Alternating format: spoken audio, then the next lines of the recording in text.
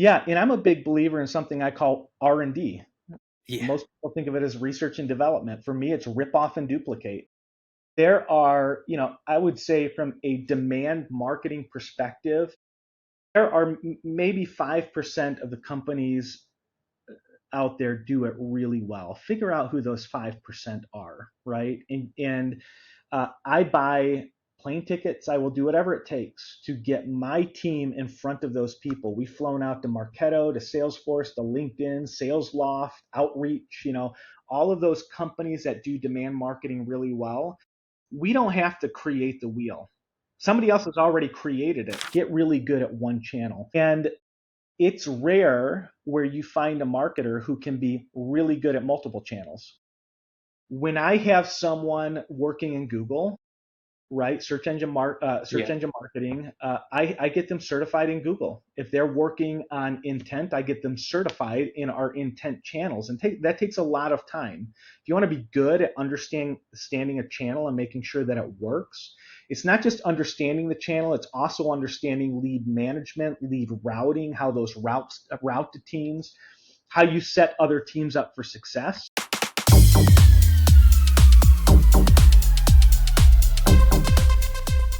Hey there, welcome to this week's episode of The Freedom Experience. I'm your host, John Moncrief. And if you're struggling with marketing, if it feels like your marketing function is just a money pit, then this episode's for you. So many business owners struggle with trying to figure out how to get this right. The dream is to have a slot machine where you drop in $1, you pull the lever, the cherries line up, and all the money pours out, like time after time. Unfortunately, the reality is more like sitting at that slot machine in the casino, dropping $1 after another into the machine, pulling the lever, and absolutely nothing lines up. And you walk out of the casino, I don't know, $500, $1,000, $10,000 out of pocket. So that's why I've brought on Josh Leatherman to come onto the show. I've asked Josh Leatherman to come onto the show today. Josh is the Chief Marketing Officer at Service Express, and he's played a critical role in taking the company from 30 million in revenue to over 350 million in revenue. I mean, it's a staggering growth trajectory that didn't happen by accident. Joshua built a world-class marketing function. He aligned sales and marketing with a data-driven, systematic approach that fuels their consistent and scalable growth. So in today's conversation, we cover three sort of big themes. The first is scaling from 30 to 350 million and talking to Josh about how he did that, how Service Express evolved from a regional player to an international company with a winning go-to-market strategy. We also look at building a high-performing marketing team and what that takes, the key hires, the accountability structures, and the fail-fast culture that has driven results at Service Express.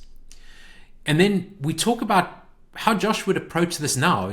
There's so many changes in front of us, so much going on in the market, AI, Service Express is a technology business, marketing is a fast-moving, fast-paced kind of environment.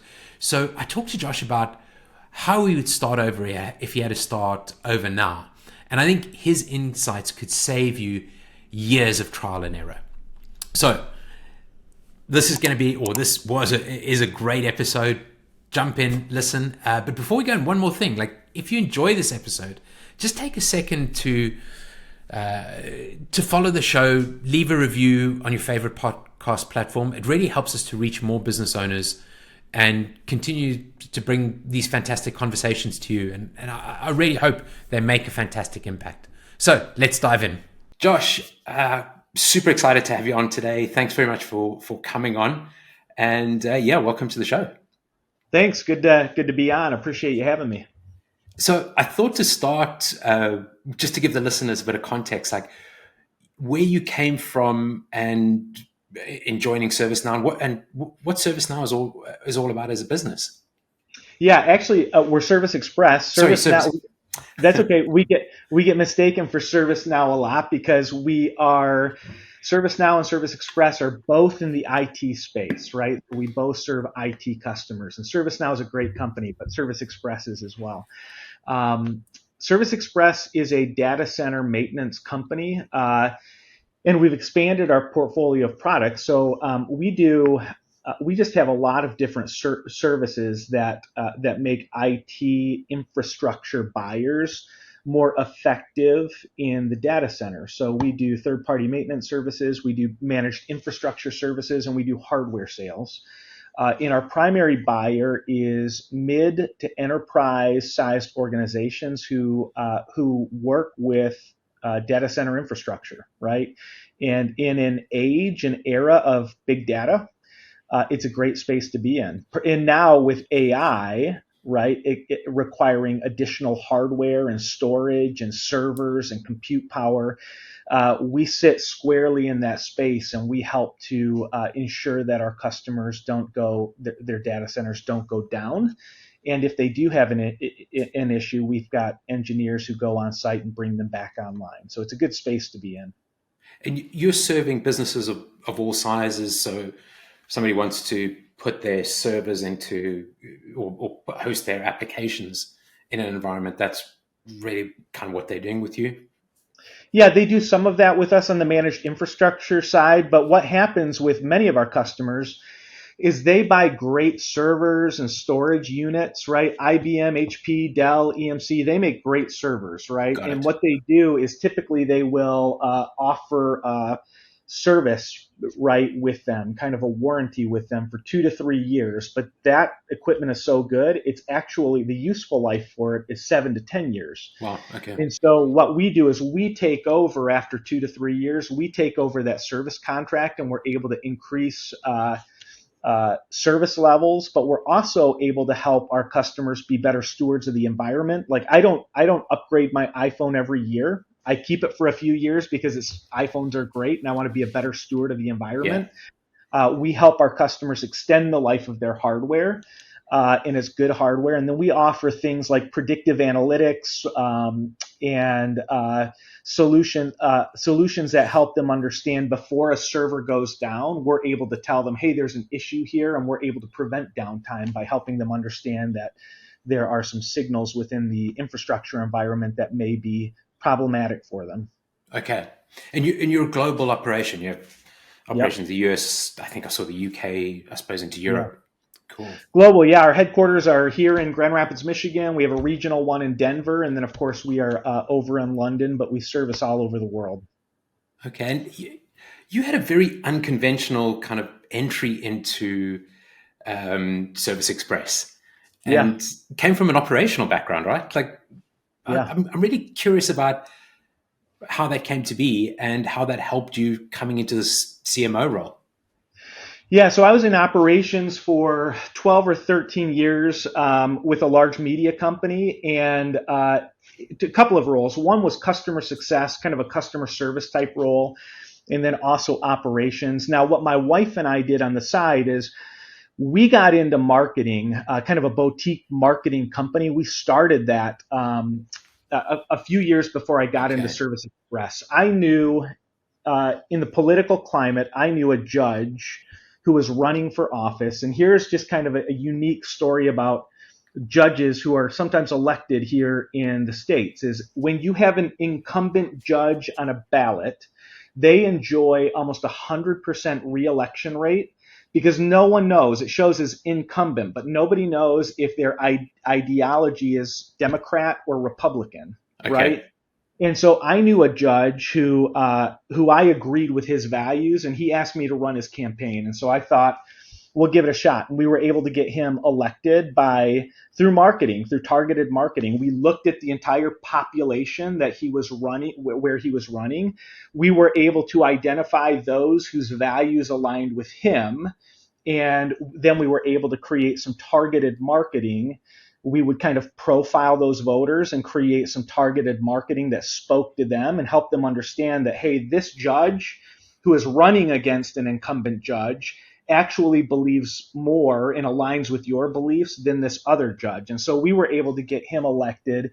And that kind of got me into marketing. I first started getting into the space of getting candidates elected for office. And this goes back to when SurveyMonkey and MailChimp and some of Yeah. these first kind of like marketing tools where you could do some really surgical targeted marketing and starting to profile people. I was just fascinated by that. And so just on the side, I started getting into that and learning these tools and learning how they could start to profile people and then change their minds a little bit.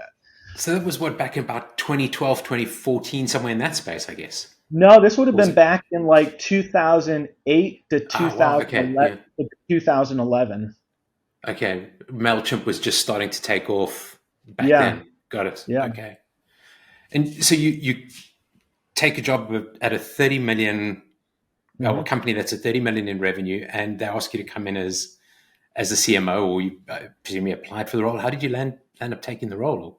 Yeah, well, we have the CEO at the time, who's still the CEO now, Ron Elvesteffer. He had this kind of motto: hire the will, teach the skill. Okay. He was looking for a couple of things. One, he was looking for somebody who was data driven and not just kind of a creative brand marketer. He was looking for somebody who had some passion and fire in the belly, curious, somebody who is a learner, and somebody who could grow as the marketing discipline grew. And so he saw that in me because I created a business, my own business on the side. I was teaching myself many of the new tools that were coming out for marketers. But then he was also looking for somebody who would help plug in with a sales organization and start to really deliver leads and ultimately pipeline for the sales team, because technology at that time was starting to come out that would just prevent the sales team from getting people on the phone. Technology was blocking their ability to get emails Yeah. through. As fast as sales and marketing start to get new things out there, new technologies to kind of interrupt or disrupt a buyer's life, the buyer is able to bring in technology that kind of blocks all that The noise, right? barriers come up, Kind of, right? yeah, it's kind of a game where you're constantly trying to stay ahead, right? Yeah. And so he was looking for that, and he was looking for somebody a little more unconventional, and who had some fire in the belly, and was not. He had interviewed a bunch of kind of creative and brand marketers, and that was just not what he was looking for at the time. So that was a good move on his part. I mean, working with your team and building your team, and I imagine the rest of the leadership team, you ultimately have taken the business from where it was sitting at around 30 million to, I think the last I heard, somewhere around 350 odd million, or Yeah, north of yeah, I'd say 350 million. it was a good gamble, and it certainly has paid off for us. I joined when we were about 30 million in revenue. We're north of 350 million now. As we mentioned at the top of the show, we are nationwide, and we've built a very strong go-to-market function here. We've really specialized teams. We have a revenue operations team that focuses on identifying our total addressable market, right? In North America, for example, we know we've got 80,000 companies in our total addressable market, but we also look at characteristics that help us understand, okay, of the 80,000, what's a highly addressable market? Where do we want to put our resources? And so our revenue operations team owns, with marketing, kind of figuring out what that highly addressable market is. And then we have a demand marketing team that looks at all of that, and we design campaigns that we don't want to waste resources and get in front of companies who are not qualified. And so the team really focuses on marketing channels that get us in front of qualified companies, but also kind of qualified buyers at the company. So that's at the top of the funnel. Then we're able to deliver marketing qualified leads to our inbound sales development team, which is such a critical function at any company that wants to scale kind of this go-to-market motion, this function, an inbound sales dev team who can field those leads, reach out to the buyer right away, and then schedule meetings for the sales team, critical. And then, of course, we have our sales team who is responsible for then qualifying and selling that deal. So everybody knows their role at Service Express. So it's going back to what you were saying about the founder of the business and hiring you, and to this team that you've put together. I think the way you put it was hire the will and build the skill. Was that how Yeah. you phrase? Hire the will, teach the skill. Yep. Teach the skill. Yep. And you didn't come in and just kind of create that team. I think you've talked about failing failing. He encouraged you to fail faster, Yeah. but to figure it out. And you had to figure it out along the way. And I think there were times where you said you're surprised that he hadn't let you go or fired you. There's obviously a lot of faith, or I guess the whole company's purpose is around people and this faith in finding the right people and the will to help them to grow. Yeah, I think an appetite, not just an appetite, but a culture that encourages individuals, especially in marketing, where you have so much marketing technology, you have so many different channels that you can try and test out. Yeah, A culture that encourages people to try small, right? yeah, Try small experiments, figure out what works. We encourage people to have kind of a hypothesis, right? Don't make a decision, have a hypothesis and then test it. And that's so important in marketing. And then have a lot of failures. We want to see a lot of small experiments fail because we know failure is the way marketers learn, right? And we celebrate that. But as soon as you find that one thing that works, it may be 1 out of 10. As soon as you find that one thing that works, it can be quite a material win for the organization and marketing in particular, because you can scale that out to the yeah. total addressable market. And so the quicker we can fail and figure out what doesn't work, the quicker we get to the one thing that does work and we can start to scale it out. And because we've done that, we have a half a dozen different marketing channels that we know will consistently produce the right number of marketing qualified leads that will lead to the right number of meetings, that will lead to the right number of sales qualified opportunities, that will lead to the right amount of deals won at Service Express. It's given us a very predictable way of building both pipeline and revenue. I'm kind of curious about how you balance the test or this running those small tests with kind of random acts of marketing where Hmm. marketers want to go out there and try the latest trend, fad, whatever's going on. And how do you strike that balance? Yeah, I think first of all, having teams surrounded, right, like not relying on one individual to make those calls. We have the revenue operations, which is such a critical function, or some teams call it marketing operations. But having an operational team where you have kind of some scientists, right? Some Yeah, people who are left brain and they're looking at the numbers and they are a great way to understand, whether you're in sales or marketing, what is truly moving the needle and what isn't. And sometimes something doesn't move the needle, but if you make a tweak, it would.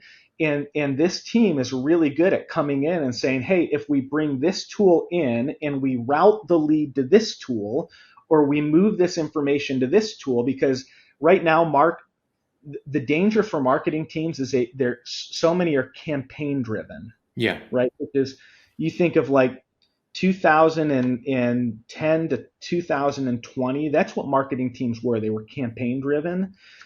Some campaigns succeeded, some didn't. Now, really good marketers are system driven. And it requires a number of systems, from a CRM to marketing automation to an account based marketing tool to Google. You've got 24 different tools in your MarTech stack that have to work together. yeah. And you've got several teams who have to be able to get the handoff and have accountability, right? And do the right thing with that lead. And having that marketing operations or that revenue operations team there to advise on what's working and what's not, but also how we could make it work or make it work better, is such a critical function for any marketing organization. So that Rev Ops team sits between sales and marketing. They're really taking a very objective look at what's going on in the market, in Yeah, that total addressable market. So that TAM yeah, for the listeners who are listening in, but taking a look at that market, what's really there, and kind of validating what marketers would typically say, oh, a huge opportunity over there, or sales, or those kind of opportunistic campaigns or views. And they're also acting as, I think you referred to it as the Switzerland sort of, yeah. or Switzerland between sales and marketing, because these two teams are so difficult to get aligned, aren't they? The age old divide, there's and it shouldn't be this way because everyone is after the same thing, revenue, right? Yeah. Everyone's after the same thing, revenue. But there's an age old divide between sales and marketing. There just is. Marketing delivers leads. Sales says these aren't good. Marketing saying you're not following up on the leads. And what happens is there's dysfunction in the organization because you have two teams who are really focused on the same thing, butting heads over how we're going to do it. And I love just calling RevOps Switzerland because Switzerland, where you're at, their foreign policy is kind of perpetual neutrality, right? Yeah.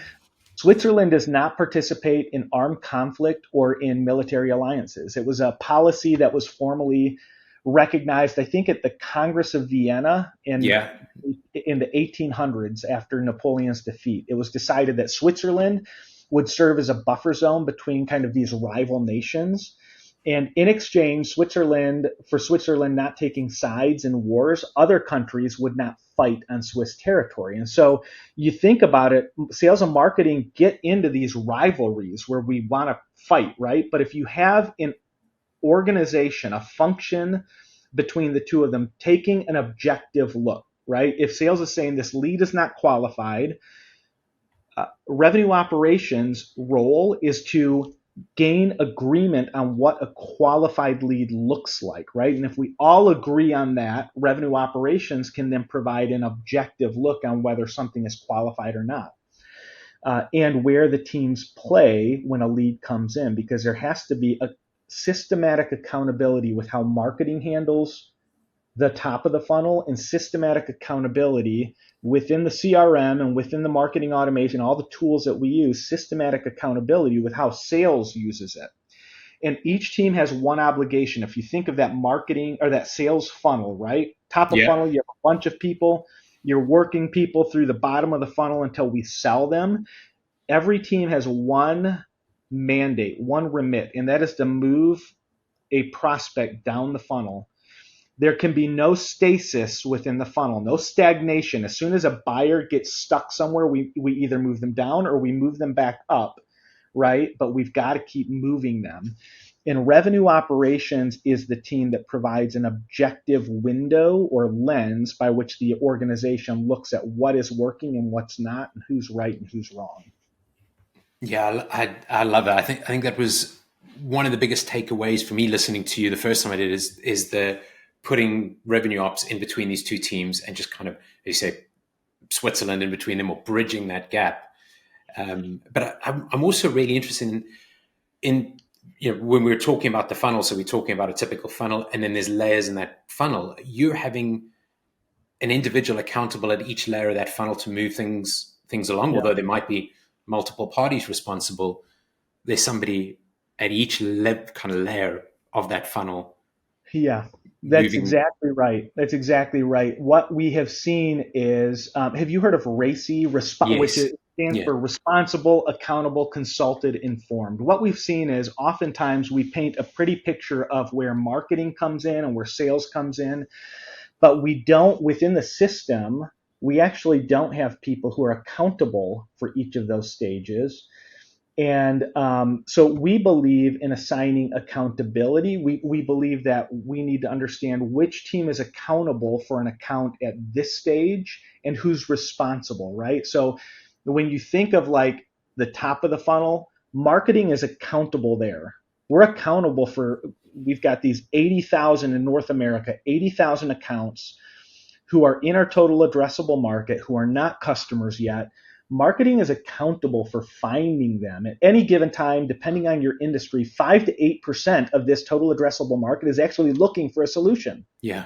right? The rest aren't, but you can still do, there's things you can do with them. But 5 to 8%, like our obligation is to go find those people who, typically 80% of the buying journey is done by the time they get in front of a sales rep, and you better hope it's your sales rep. Well, marketing's job is to get in front of them while they're online searching, and we can do that through behavioral intent, right? There's some resources we can see what accounts are searching and how they're engaging with content. And so marketing is accountable there. As soon as we bring them into the funnel, we hand them over to sales dev, and sales dev then becomes accountable there. Marketing is still responsible, We still have an obligation to help nurture them and provide content and all of that. The sales dev is accountable, and sales dev's job then is to schedule a meeting with our outside sales team. As soon as they do that, they come off the field, and sales is accountable, but marketing is still Still responsible. responsible. We Yeah. still have an obligation, but now it's in sales hands, and they have service level agreements so that they, to move that down the funnel. And if they can't do that, again, we recycle them, we bring them back up where marketing can nurture and provide more, and then we become accountable again. So I'm a big believer in making sure we understand who is accountable with an account. And there is no account in our database where we do not have a team accountable for it. Gotcha. Okay. So every single account sitting in the database, there's a whole team who's looking after them. It's like a pod that's looking after that account. Yep. Got it. Exactly. Okay. Yeah. See, you come in, you step in as a CMO, and you've got to start building your team, putting your team together. What are some of the things you're looking for in a high performing team as you build it out? You mentioned it earlier. I'm a big believer in Patrick Lencioni's ideal team player, right? Humble, hungry, smart. We need people who are humble. They're willing to learn, and they're willing to learn from others. They're smart. They know how to work with other individuals. People want to work with them. Marketing can't operate in a silo. It has to build relationships with sales development, with the sales team, with customer success, with finance, with IT. We have to be smart with our relationships, and they have to be hungry. I can't tell you how many marketers come in and they think this is the way we've always done it, and so this is the play I'm going to run. There are tools that we used 4 years ago that we don't use today. There are marketing channels we used a few years ago that we don't use today. There are tools that are coming out now that we're going to have to AI agents that we need to learn and use now because they're going to be a big part of our business in 12 to 18 months. I need people who are hungry. They're hungry to perform. They're hungry to learn. And then I would say a few other things that I look for is they need to be curious. Marketers have got to be insatiably curious, and they have to be learners because the game is always changing for marketing. Yeah. And as soon as you learn how to do something well, it feels like it's moved on again. We've moved on, and it can turn off just like that. As soon as we learn how to do Google becomes cookieless, which is a technical term, which means we can no longer get cookies, and now we have to get opt-ins, right? And so we have to figure that out really quick. And so the old play that we used no longer works, and now we have a new play. So they have to be curious, they have to be learners, and they have to be able to build relationships across the business because it used to be, you said it, random acts of marketing. It used to be marketing, marketers were kind of a unique group that kind of did their own thing and operated their own way, and nobody kind of knew what was going on in marketing. Buyers don't see it that way. They look from the beginning, the first exposure they have to a business to the when they're a customer, and they go, I want to be treated the same way. I want to be talked to the same way. And in order to do that, we have to be able to build relationships with every other team and support them. It's like every touch point through the business, they want that customers going on a journey through the business, through their entire life with that business. Yeah. And they want the same experience at every step of the way. And I think that's where so many business owners just kind of think marketing stops as bringing the lead in and bringing a decent lead in. And then that's the end of it. And wonder why we're not getting case studies or testimonials or raving fans or whatever we want to call it, because it's kind of just come to a grinding halt. Yeah. And I would say the other thing that is, that I've learned, and what I've tried to build in my business is accountability. If you talk to many marketers, they're afraid of accountability. Sales isn't. They're like, give me my quota, give me my number so I know what success looks like. Marketers tend to be a little bit cautious when it comes to accountability. They don't want to be held accountable.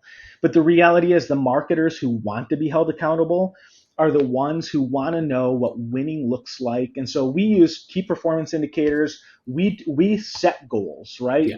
We know what our department level goals are for marketing qualified leads. And each of my channel owners have a marketing qualified lead goal that ties into that company goal, or that team goal, the department goal, because we know that department goal then ties into the organization's revenue goal. We know how marketing qualified leads is going to equate to more revenue and hitting the revenue numbers we need to hit. And so I'm a big believer in hiring marketers who are accountable and who think a little bit more like a seller than they do a traditional marketer. And, like, when you talk about that accountability, and something else I remember you talking about with channels, and I think it goes contrary to the way most business owners think, the most leadership teams think, even is kind of to go as wide as they can. Let's Yeah, hire people and just get them onto every single channel, from Facebook to LinkedIn to Twitter to whatever. yeah, You're very intentional about that, and about having people who are sort of experts on each channel. yeah. Um, I'm curious about how you, like, where you would think about starting with that. If you're a smaller business, do you just focus on one or two channels and get really good at that, and have Yeah, independent or single people working on it? absolutely. When you're starting, when a company is smaller and they're starting a marketing program, you get very few marketing dollars, right? And you Yeah, kind of have to prove yourself before you get more. And I've seen probably more companies than not who give their marketing team a set amount of dollars, right? It could be 100,000, could be $200,000, and they just kind of keep it at that because they don't get the ROI, but they go, we feel like we need to be on Google, so we're just going to kind of fund that. um, it is so critical when you get that first investment that you think through what are some proven channels, right? SEO is a great one, search engine optimization. Some search engine marketing is great, but there's a new one that is a little bit immature, but it's really good. It's intent marketing. You can partner with, we partner with Tech Target and Sixth Sense and Demand Base and a few others, right? And that's been a good channel. But what I always encourage people to do is figure out one channel, figure out one, and do it really well. Because again, you've got a total addressable market. You know what your highly addressable market is, and if you can start getting 1%, right, just 1% of that to start to come in and convert to leads and then to pipeline, you're going to get more dollars. You're going to be able to scale. So you're going to be able to, by the way, self-fund the scaling and the growth of the marketing team, which is so important. You've got to be able to self-fund that through pipeline and revenue. Get really good at one channel. And it's rare where you find a marketer who can be really good at multiple channels. When I have someone working in Google, right? yeah, Search engine marketing. I get them certified in Google. If they're working on intent, I get them certified in our intent channels, and that takes a lot of time. If you want to be good at understanding a channel and making sure that it works, it's not just understanding the channel; it's also understanding lead management, lead routing, how those routes route to teams, how you set other teams up for success. If marketing brings somebody in through intent marketing, you're not going to be successful if you haven't thought about how you're now presenting that to the sales dev rep so they have context and an understanding about what's going on with the buyer. And so they're thinking through that.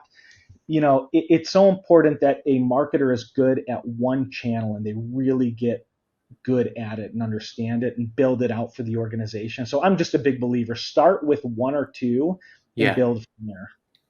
And it goes back to what you're saying right at the beginning. Find the person who's got the will, who's teachable, and you can invest in them. They've got the will, to the hunger to go out and to learn, Yeah. and probably are passionate for a certain channel, whether it's LinkedIn or YouTube or search or whatever it is. Yeah, and I'm a big believer in something I call R&D. Yeah, Most people think of it as research and development. For me, it's rip off and duplicate. There are, I would say from a demand marketing perspective, there are maybe 5% of the companies out there do it really well. Figure out who those 5% are, right? And I buy plane tickets. I will do whatever it takes to get my team in front of those people. We've flown out to Marketo, to Salesforce, to LinkedIn, SalesLoft, Outreach, all of those companies that do demand marketing really well. We don't have to create the wheel. Yeah. Somebody else has already created it. And if they will let us get in front of them and learn from them, and we do the same with others, we get a lot of people who come here to learn from us. I'm a big believer that all you have to do is develop that network, get in front of people who have figured it out, and then duplicate what's relevant back at your company. And that's how we've grown at Service Express is we've ripped off and duplicated. Very few ideas have been original ideas. We just haven't had to do it because there have been so many other companies who do it really well that we've been able to get in front of, and they've been givers. They've given to us kind of their best practices. So you kind of started pushing that flywheel, focused on a handful of channels, started pushing that flywheel, but along the way to get the momentum going, sort of leaned on your partners and Yeah. made sure that your people were sponges, so kind of absorbing whatever they could from partners, putting them on planes, sending them off to see them to get that wheel to spin faster. Yeah, and by the way, I'm a big believer that 1/3 of learning is either reading a book or getting in front of a partner and learning from them. Another third is then coming back and teaching it. You learn a lot by teaching it back to others. Yeah. And then the other third of learning is actually going out and starting to execute and build and learning from that. And so I try and make sure that we incorporate all of that into these kind of R&D sessions. We send somebody or a team out to visit somebody. They learn best practices. They come back. They teach it back to our team. We talk through what does application look like at Service Express, and then we start to build. And I mean, while all of this is great, and you're investing in people, you're giving them freedom to experiment. You have the RevOps team there to kind of make sure we're keeping the balance. Presumably, you still got very clear priorities for those teams and measurables, and those are set, and everybody's working toward them. Yes. Yeah. Every individual on the team has goals and KPIs. So, what we don't do is we don't like to manage. I don't like to manage the team's activity, right? Because I can't do that. I shouldn't do that. The team should Yeah. be out innovating me. And so what I like to do is I like to make sure we all understand outcomes. We measure team members by outcomes, not activity, right? And so if the team has better, more efficient ways, and they should be constantly, not just out innovating me, but out innovating themselves. They should be able to get to the outcomes in a quicker, smarter, more efficient way as they become better at their job.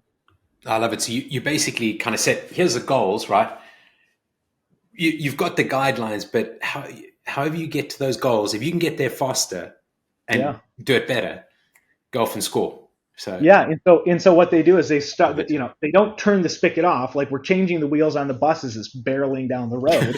What they do is they don't turn off what's working, but they start to experiment with other things, and we will make the investments. Yeah. We will invest in the right technology and the right channels, and we'll learn what's working, what's not. And then again, as we start to see success, we start to scale that out. So as you look forward now to what's coming, I mean, you said earlier, we're an industry that both being in the tech industry and in the marketing industry, which are industries that evolve very, very quickly. How does your team sort of deal with the change that's coming down the line? I mean, we were talking about I think AI just before we jumped on the Yeah. call. How do you folks manage the speed of change in the industries Yeah. that we operate in? Yeah, this gets back to humble, hungry, smart. Like I can't push the team, and there are many people. Like you bring people in, and they kind of like butts and seats. They're highly skilled in one area, but you've Yeah. got to put them on that curiosity and learning. Like I can't do that. The team gets too big for me to do that. So their job is to again out innovate themselves, constantly reinvent themselves. But we listen. I think the advent of AI, and now we're really looking at AI agents, which are, going to absolutely change the game. It's no different than intent marketing was a few years ago. And that's no different than inbound marketing was in Was 2011 to 2015, right? yeah. They're simply new technologies that we just have to learn. And there's ways that teams can get certified on this stuff, or they can take courses on this stuff, or the conferences they can go to learn about this stuff. The important thing is marketers can't sit inside a bubble and just live at a desk. Like, they have to get out and build an outside network of people who are kind of doing this stuff and learning about this stuff. They have to get in, they have to look at some classes, whether it's LinkedIn Learning or many of the technologies, Salesforce.com. They're building AI into the tool, and they provide free courses for Yeah, all revenue these. operations. Yeah.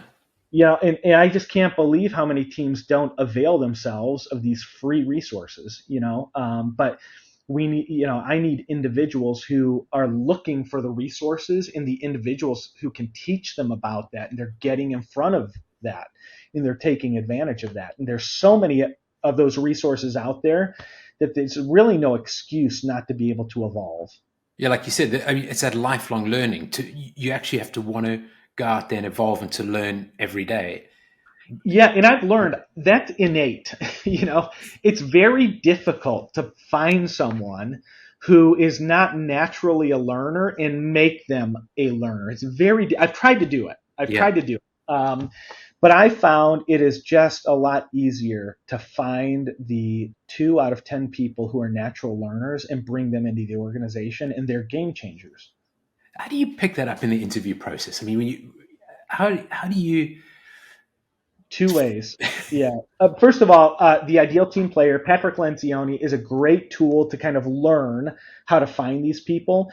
And it will talk about attributes of these people. And so in the interview, I ask lots of questions about how they've developed themselves. Yeah, What does personal and professional development look like for them? And I don't settle for a surface level answer. I ask them who their mentors are. I ask them who their network is. I can tell you who mine is. I can give you names of CMOs at companies. I can tell you how often I visit them. I can tell you what groups I'm a part of. I expect the same of marketers. I want to know who their mentors are. I want to know who their network is. I want to know what podcasts they're listening to. I want to know what certifications they have. If they want to come in and be a marketer and they have no certifications, I'm not interested. yeah. So so I do that, and then Patrick Lencioni in his book also has reference questions, right? Some questions you can ask references. It's so important to follow up and then ask references. So I'll make And sure be to stick that in the show notes because it is a yeah, brilliant book. Yeah, yeah, and then be very specific about who the references should be. You don't always just accept who the people say. You go, no, no, no. I want somebody from this company where you yeah. work to work in this type of role, right? So, you want to be very specific about the references. But those are a couple of ways. So going back to where you started for the folks listening today, if you were to do this over again, where would you start, and what would you sort of 10 million company listening to you today, and if you had reflected on what you've done over the past few years, where would you start now? Yeah, no question. If I were to start all over again, one of my biggest learnings was I hired a demand marketer, and we started delivering leads, but we had no one to catch the leads, right? And we had no systems to see what was going on with the leads. So for me, I would make sure I had one demand marketer who was going to focus on one channel, whether it's Google, um, Marketo, or Pardot, which would be kind of marketing automation, intent marketing. If I had to start all over again, I would probably bring in an intent marketer, Yeah, and then I would have one operations person, right? You cannot move from campaign driven marketing to systematic marketing if you don't have systems in place, systems that speak to each other and bring teams together. So I would have one person focused on sales and marketing operations, overseeing the technology and the processes and the integration between the systems. And then the making that third, all work really well together, so there's no yep, data mess ups, yep, and yeah, systematic no accountability, ambiguity. taking Yep, exactly. And then the third thing I would do is I would have an inbound and outbound sales development rep.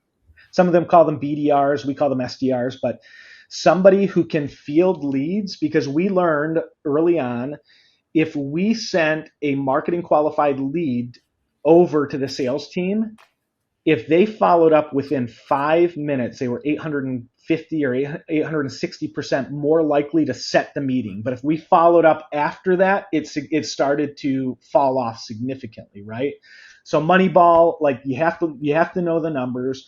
I would bring in a sales dev rep who every time they received a lead, they were calling up that lead within just a few minutes and scheduling that meeting for the sales team. So that's where I would start. I would start with one marketer focused on one channel, one operations person, even if the operations component is a part-time gig and they're doing something else later, somebody who owns and is accountable for the operations technology and process, and then one sales development rep.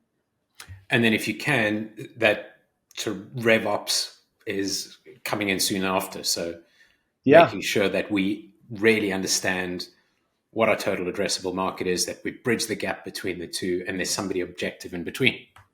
that's exactly right. Yep. Brilliant. So I thought, so one last question Yeah. is around what freedom means to you. So the podcast is the Freedom Experience. It's all about entrepreneurship and entrepreneurs. And Yeah. yeah, I realize that you're a CMO, but you're an entrepreneurial CMO. What does the word freedom mean for you? Freedom to me means operating like an entrepreneur. And I think, by the way, most employees, most people who I work with want to work that same way, where they get to own their business. Yeah. They have the freedom to innovate. Again, we talked about the freedom to fail and learn from it, the freedom to develop themselves. Too many people walk into organizations. I see them. We've been a part of private equity companies where I go to other portfolio companies, and you walk through and you get the feeling that these people just feel like they're cogs in a machine. They show up, they spend all of their time dealing in the urgent, not the important, and they don't have the capability of developing themselves. They don't have someone at work who cares about their development and who's developing them. My role as a leader is to provide my people with the freedom to be able to grow personally and professionally. Yeah, I I love that. really believe that as a leader, that is my job, is to make sure that my people are to flourish and develop and grow because of their employer, not despite their employer. And so my job as a leader is to make sure that my people are always developing. The company can't grow, and the company can't grow if our people aren't growing. And so freedom is working at an organization, I feel like, where you can be an entrepreneur of your own business. You have somebody at work who cares for you and cares about your development. And you have relationships that are inspiring and energizing, and you're surrounded by people who have fire in the belly and Yeah. who care about each other and the work that they do. Where do you spend most of your time then? Is it coaching your team or? Most of my time is coaching and networking. Yeah. To the best of my ability, I'm always getting, because we're a growth organization. I can't be the same CMO for a $1 billion company that I am for a $350 million company. And my team can't grow if I'm not growing. So a big part of my time is getting in front of other chief marketing officers, learning from them, developing relationships with them. And then the other big part of my time is developing my team. And part of that development is not just me developing them, although I do a lot of that. Part of the development is plugging them into other companies or individuals who are doing really cool things. And I have the good fortune of being able to develop relationships with them. I can bring people along and plug them in and help them see what's working outside of Service Express. So I spend a big part of my time there as well. Cool. Love it. Are you reading anything interesting at the moment? Um, yeah, you know, there's I'm trying to think of there was a book that I just read. What's the name of it? First of all, Lencioni stuff is great. Like always, yeah. We just went through the five working geniuses, and so Okay. Six again, working geniuses, the whole, yeah. is it Six. six? Yeah. Yeah, If you just, six. yeah, it's brilliant. Like, So where's I your read energy coming from? Yeah, I took the entire team through that, and that was Nice. fantastic. We just did the Energy Bus by John Gordon, Okay. which is a kind of a fable like Lencioni, and it talks about the importance of the energy we bring to work, identifying energy vampires, and making sure we've got the right team with us. So uh, that was a fantastic book. Yeah, those are a couple that I've read recently. Brilliant. You know, the other one I recently read was The Ride of a Lifetime, which I don't know if you've heard of it, but it's I don't think I've read it yet. No. is it Bob Iger, who was the former Yes. CEO at Disney, is basically an autobiography that he had written. I find that there's so many. I learned so much from biographies and Yeah. history, biographies in particular, and there was just some great material there. And then the one other is The $1 Trillion Coach was fantastic as well. Brilliant, isn't it? Yeah, I Yeah, love that one as well. It's so important for coaching the team. That's why, yeah, I was wondering if how much of your time you spent on that with your team, and I just got yeah, the sense that that was a big part of your role. yeah. Brilliant, Josh. It's been fantastic speaking to you. Thanks very much for your time.